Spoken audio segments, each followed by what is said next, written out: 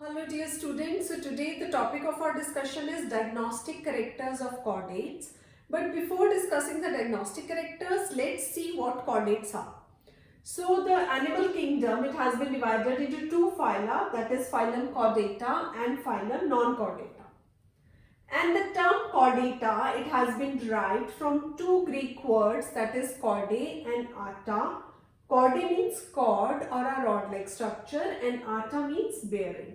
So the cord-bearing animals are known as chordates, or we can say that chordates are the animals which have a single rod-like structure called chordae dorsalis or notochord in them.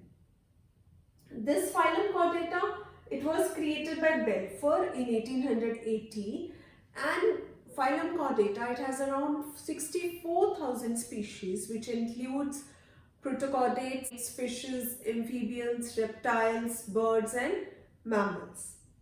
Now let's discuss the diagnostic characters of chordates. So these are also known as fundamental characteristics of chordates, on the basis of which chordates are identified.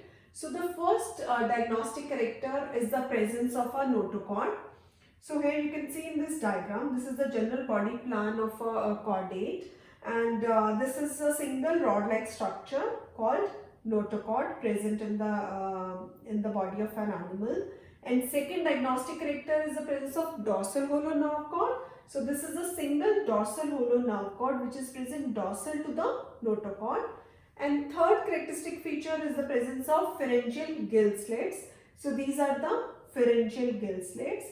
And this, you can see, this is the whole alimentary canal starting from mouth and ending at the anus. And part of the body beyond the anus is known as tail. So now let's discuss these diagnostic characters in detail. So the first diagnostic feature is the presence of notochord.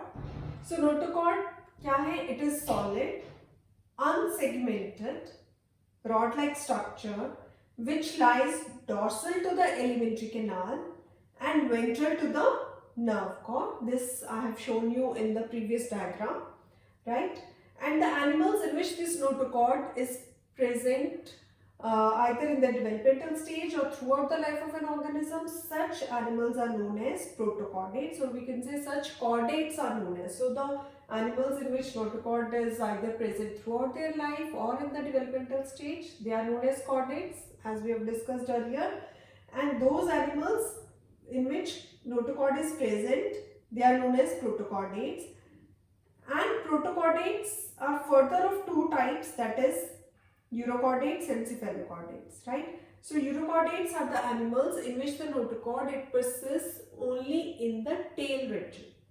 Uro means tail. So here the notochord, it persists only in the tail region, and that too in the larval stage only, not in the adult, right? And in cephalochordates, the notochord, it is present throughout the life of an organism from head to the tail. So such animals are known as cephalochordates.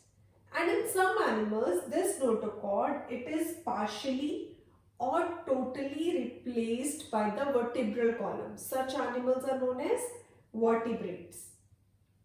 Now let's discuss the structure of the notochord. So this diagram is showing the transverse section of the notochord, and you can see that on the inner side are present the vacuolated cells. So vacuolated cells they provide turgidity to the notochord, which is responsible for the rigidity of the notochord. And these vacuolated cells are surrounded by the peripheral epithelial cells. This is the peripheral epithelium. This peripheral epithelium, it secretes the inner elastic sheath surrounding the peripheral epithelium. Inner elastic sheath which is surrounded by the caudal sheath.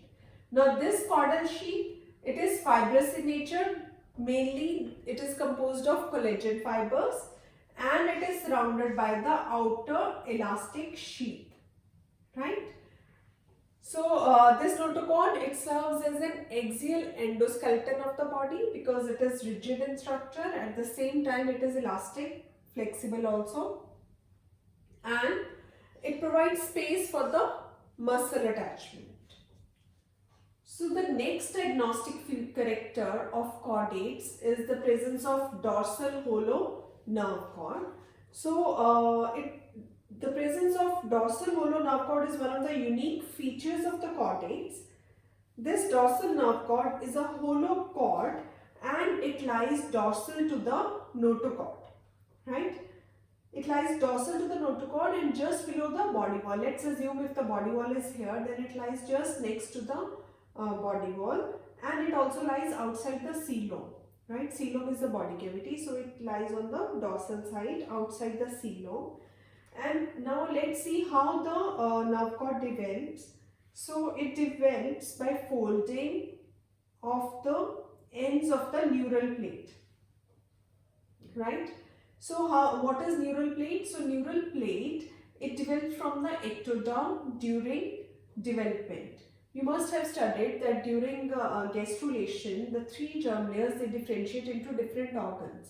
So during gastrulation, the mid-dorsal part of this ectoderm, it differentiates into the neural plate. Then the ends of this neural plate, they start folding, right? So this folding, it deepens, and ultimately the ends, they meet with each other and they form a hollow tube-like structure which is known as the nerve cord, and the cavity enclosed in the nerve cord is known as neurocele. So this whole process of the formation of neurocele is known as neurulation, right? In most of the chordates, it persists throughout the life and it modifies into the central nervous system. Central nervous system, it consists of brain and spinal cord. So the interior part of the nerve cord, it differentiates into brain, and the posterior part of the nerve cord, it differentiates into the spinal cord.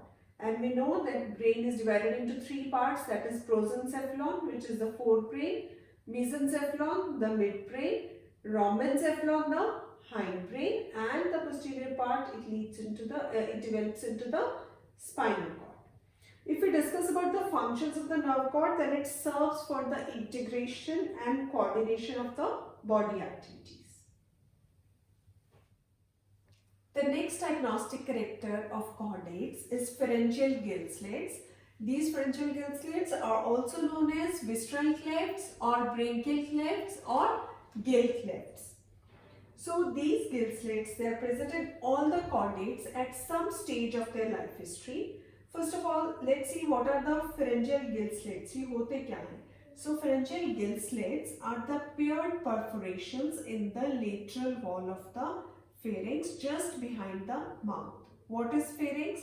It is a muscular tube that connects the mouth with the esophagus, right?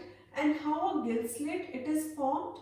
It is formed by the ectodermal invagination. If it is the ectoderm and this is the endoderm of the pharyngeal wall, तो ये जो ectoderm है ये invaginate करेगी और endoderm evaginate करेगी, right?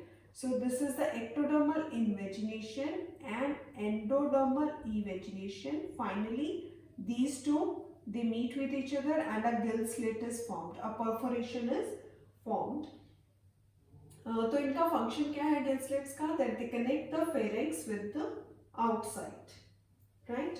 And these gill slits, they are formed during the embryonic development, and in some lower chordates like fishes and tailed amphibians, these pharyngeal gill slits, they persist throughout their life, right? Tailed amphibians like salamanders, and in fishes you know that gills are present. So in fishes and tailed amphibians, they persist throughout the life, while in tailless amphibians like frog, they are present only in the larval stage.